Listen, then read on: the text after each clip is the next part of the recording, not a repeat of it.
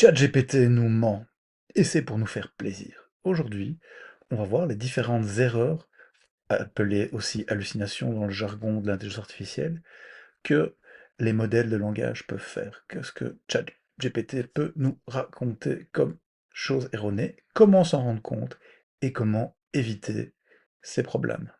Alors on va commencer par un exemple tout simple, hein. Vous savez, ChatGPT, c'est extraordinaire pour nous expliquer des concepts simples, simplement, enfin compliqués, simplement plutôt.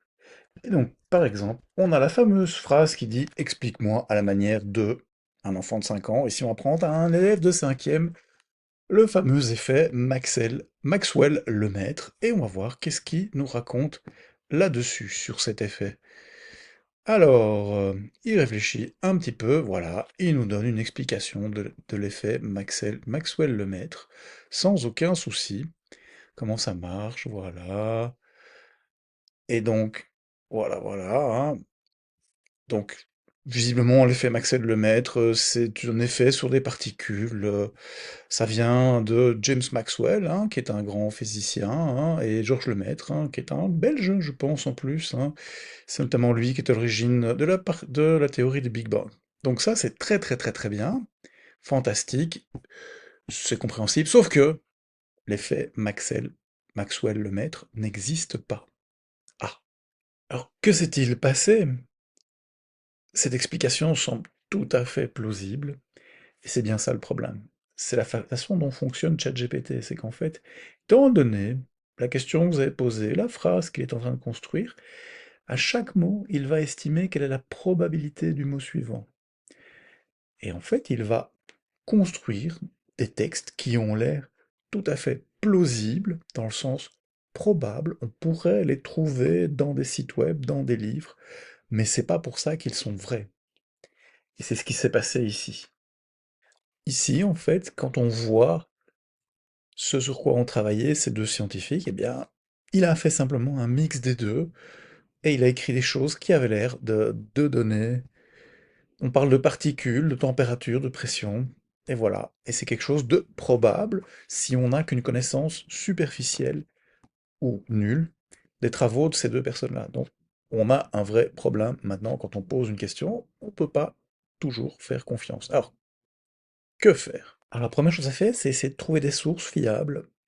On va regarder dans Google. Alors, tout ce qui sort dans Google n'est pas fiable, mais on va voir si, au moins, il y a des sources qui sortent et si ces sources sont fiables. Alors, donc voilà, ici on regarde, on regarde, on regarde, on regarde. Il nous parle de Georges Lemaître, de la physique d'Einstein, travail inconnu, Georges Lemaître. Il n'y a pas d'effet Maxwell-Lemaître, hein. Si je vais le mettre en anglais, on sait jamais, hein, parce que Georges Lemaître, physique, c'est machin. On ne voit pas d'effet Georges Lemaître apparaître. Une deuxième chose à faire, c'est de prendre un autre modèle de langage. Ici, on va prendre Gemini de Google et lui poser la même question, voir ce qu'il répond. Est-ce qu'il y a des incohérences? Est-ce que ça a l'air plausible?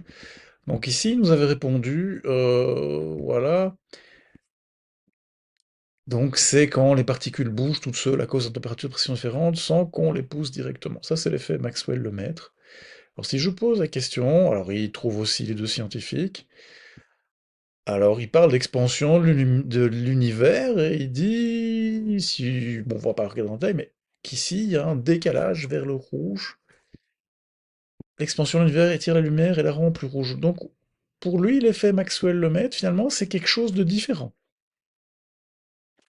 Donc déjà, ça nous met la puce à l'oreille. Donc voilà, ça c'est une deuxième façon, c'est de poser, et ça je vous invite vraiment à faire, c'est de demander à différents modèles de langage pour avoir des points de vue différents, et s'il y a des incohérences, bah peut-être qu'il y a un problème quelque part.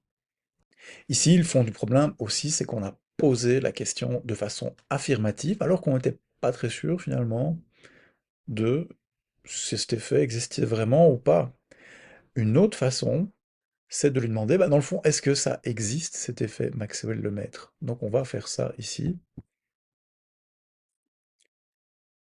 Alors, est-ce qu'il existe ou pas? Bah non, il n'existe pas.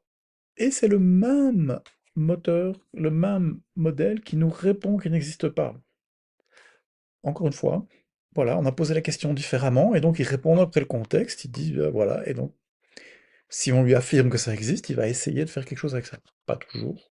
Parfois, il va détecter ça, mais souvent, il va quand même faire ça. Donc ici, ça c'est une troisième façon.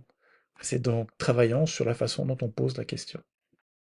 Donc, à titre d'exercice, je vous propose d'essayer vous-même de générer des hallucinations, donc deux types qu'on vient de voir, hein, de faits qui n'existent pas, des hallucinations factuelles. Voilà. Bon amusement.